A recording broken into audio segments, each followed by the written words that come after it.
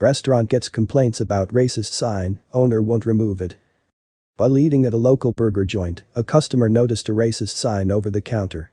However, soon after the angry patron insisted that the owner remove the controversial message, they noticed who was outside waiting for them. While eating at Gross's Burgers in Danville, Illinois, repeat customer Sam Schnell couldn't help but notice a small yellow sign hanging above a window inside the diner. When she took a closer look and read the message, she simply couldn't believe her eyes. In bold red lettering, the sign read, "If you can't read this, thank a Marine," pointing to some Arabic script that reportedly translates to Allahu Akbar, Fox News reports. Shocked by the politically incorrect message, which had apparently been on display at the restaurant for a decade, Schnell wasted no time in taking to social media in an effort to shame the establishment and possibly generate a boycott.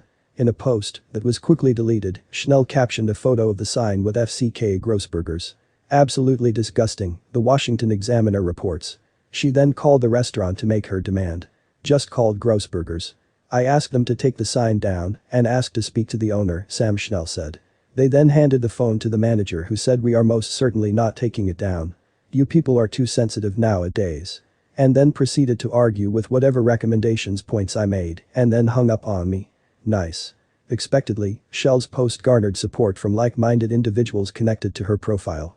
It was then that she likely believed her cause would end in misery for the business owner. What she soon encountered was quite the opposite.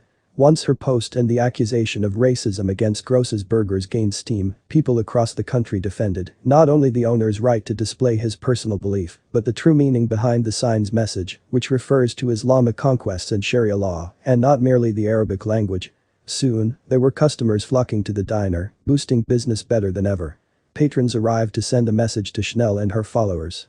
Gross's Burgers owner Brad Gross, who is a Marine himself, was overwhelmed by the support he received, he told WCIA. Business is doing wonderful, and he couldn't be more grateful for the positive feedback he is getting. The bumper sticker has been in my restaurant for more than a decade from a Marine that served in Iraq. He brought it in and asked me to put it up, and I said sure, go ahead and put it up, and it's been there for all these years," he said.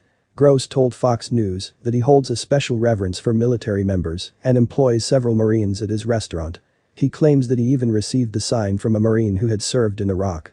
Those opposing the sign took the message to be disparaging toward Arabs and those who speak a language other than English. Many of them expressed their disapproval on social media, immediately calling the restaurant owner racist. "Come for the burgers, stay for the blatant racism," one person commented on the post. Another wrote, "If you can read it, thank yourself for being a multicultural human and not a xenophobic garbage human."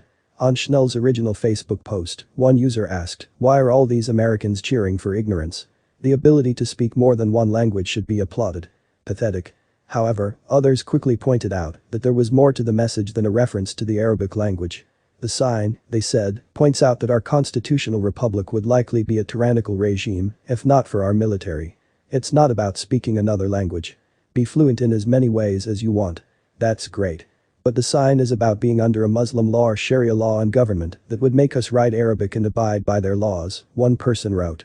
We need to thank our military, we are not forced to be under that type of law. Gross has doubled down on his decision to keep the sign in its place, arguing that he won't cater to the demands of a tiny minority of his customers. Thanks to the support from his community and others across the country, he certainly isn't feeling the pressure to do so. Like many others, the incident has sparked debate on whether businesses should inject politics into their establishments, even if they aren't affecting the products and services. For now, Gross's decision to do just that has paid off nicely.